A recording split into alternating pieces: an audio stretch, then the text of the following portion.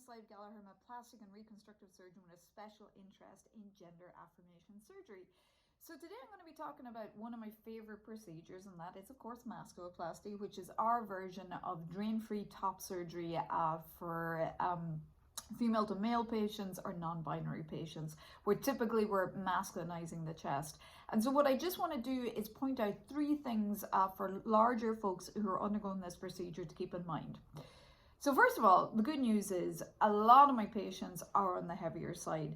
And in general, I don't have a strict BMI cutoff. As long as we're safe, I like to take each individual patient on a patient-by-patient basis and just sort of look at the other medical problems that patient may have, look at are they in the process of losing weight, look at their dysphoria, and remember, of course, why we're doing this surgery, because oftentimes larger folks have a particularly hard time waiting around for surgery because binding is difficult, and oftentimes they'll have other problems such as back pain, neck pain, shoulder pain, that sort of thing. So taking all that into consideration, we decide how safe it is and whether it's the right time or not to undergo top surgery. So I've actually published on this, and top surgery, drain-free top surgery in larger men, or masculoplasty, is a safe procedure. And I think it's maybe a little bit not warranted to be so strict with the BMI criteria.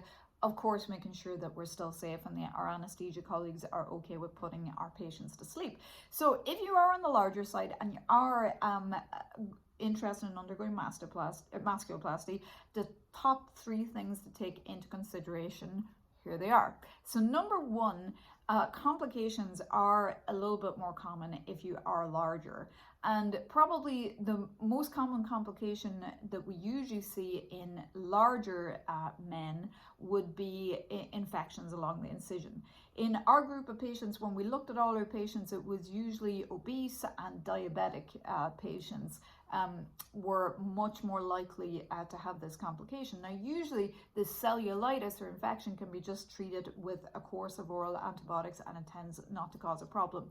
But that's just one thing to take into consideration. If you are on the larger side, your chances of something going wrong tend to be a little bit higher. But again, those chances are pretty low overall. So the next thing to take into consideration is if you are on the larger side, oftentimes we'll have to make your incision meet in the middle. We'll have to bring it all the way across.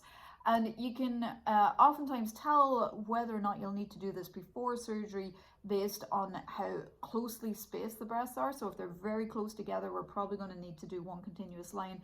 But in larger guys, oftentimes it is the right thing to do, because what you don't want is to leave a lump in the center of the chest, which kind of looks weird forever. Incisions fade and get better, but lumps kind of stay the same. Along that theme, point number three is the sides of the chest, or the dog ears, the lateral dog ears. So typically what we'll see in larger transgender men is that they have some tissue out on the sides, and it may not necessarily be breast tissue. So it is important to deal with this in the right way. Now, sometimes the right thing to do is to leave some of that behind. So not try and get rid of it all and then stop suddenly, and then you're left with a dog ear, which is a bit of tissue that is poking out, which is not a good thing.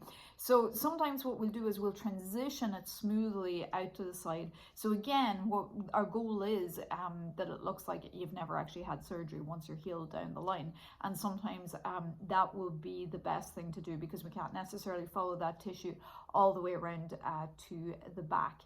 So those are my top three things just to take into consideration for patients who are larger.